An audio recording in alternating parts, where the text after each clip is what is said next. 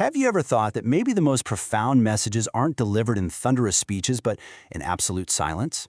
Today, we're going to explore this fascinating pattern that's hidden deep within Scripture, a story told not through words, but through three really powerful sacred pauses.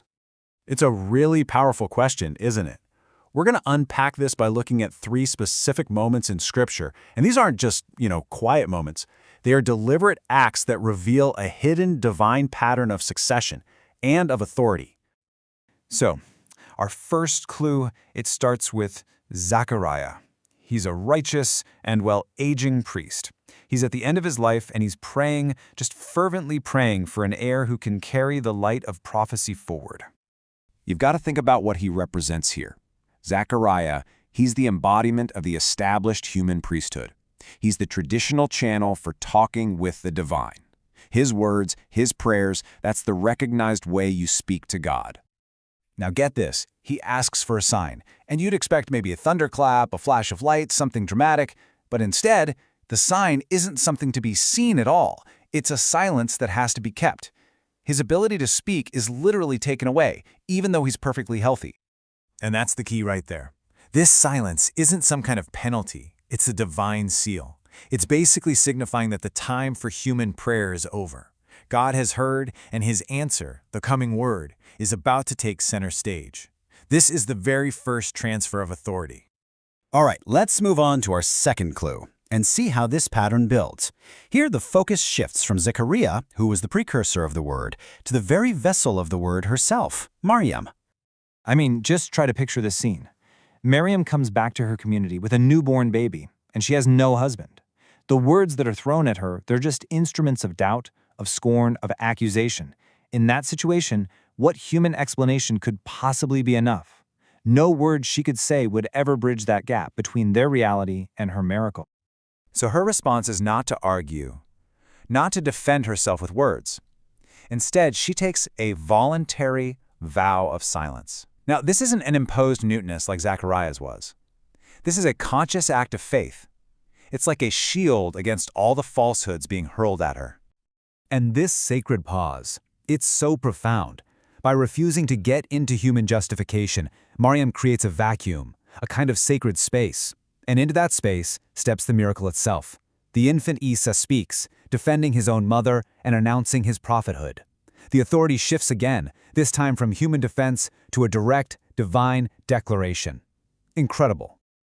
Okay, our final clue in this pattern brings us to the grandest of kings, Suleiman. You might know him as Solomon. His power over the material world, even the unseen world, was legendary. It really represents the absolute peak of God-given authority on earth.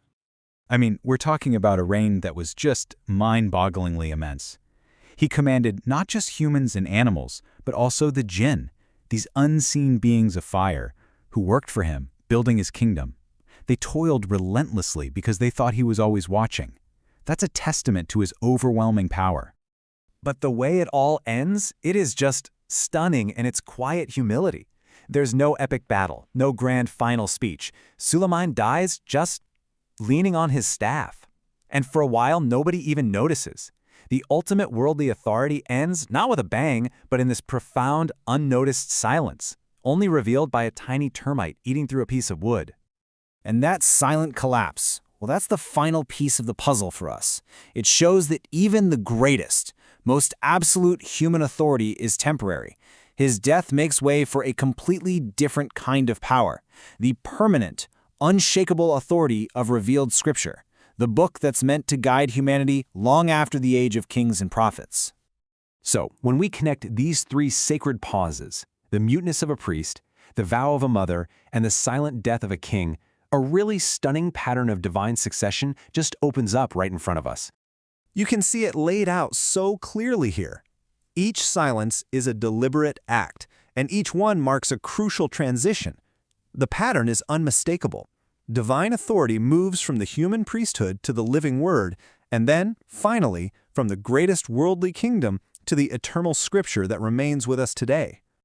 But this idea of silence as a final seal, it goes even deeper.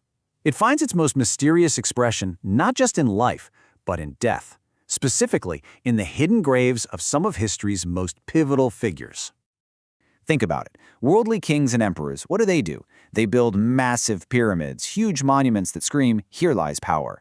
But their power ends right there, at the tomb. In contrast, the graves of foundational prophets like Musa or Moses and seminal leaders like Ali are deliberately concealed.